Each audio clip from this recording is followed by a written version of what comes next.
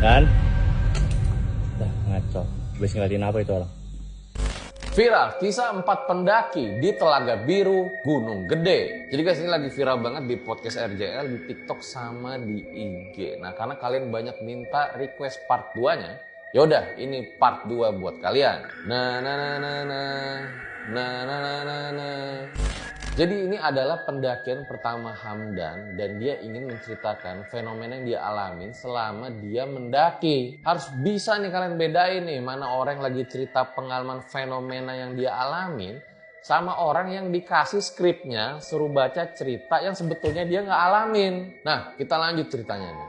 Jadi si Hamdan itu pertama kali dia mendaki gunung dan dia sangat seneng ya dengan pendakian pertamanya.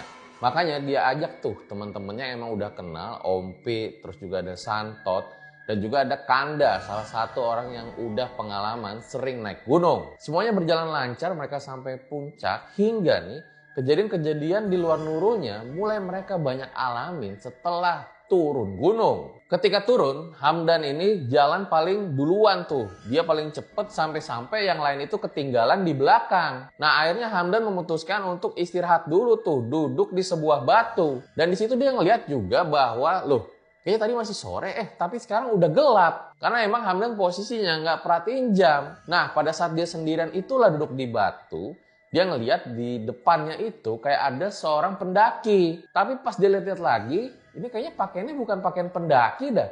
Tapi warlock mungkin nih. Karena dari pakaiannya itu mirip warlock. Dia lihat terus tuh orang. Sampai tuh orang itu balik badan.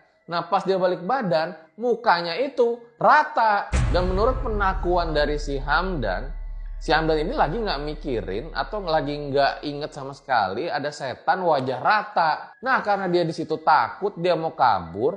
Nah di satu sisi teman-temannya itu udah ngeliat si Hamdan ini duduk di batu sendirian kayak orang bengong. Sampai dia mau dihajar tuh sama si Ompi. Karena ini ngapain nih orang duduk di sini bengong lagi. Nah pas si Hamdan itu nggak ada teman-temannya dan dia udah dimarahin terus mau dihajar juga. Dia lihat loh. Tadi kok gelap sekarang jadi terang lagi. Ya udah akhirnya mereka turun tuh di situ bareng-bareng. Pokoknya Hamdan itu udah tergesa-gesa banget deh, dia pengen cepet-cepet sampai ke bawah, ke mobil, ke parkiran. Akhirnya mereka nemu sebuah posko setelah jalan karena kan memang Om ini posisi kakinya itu juga udah sakit abis dari puncak. Nah, di situ dia ketemu sama 3 pendaki yang memang lagi istirahat di posko. Si Ompi, karena memang masih ada air di situ, dibaca-bacain lah tuh doa, si Hamdan suruh minum air tersebut. Di luar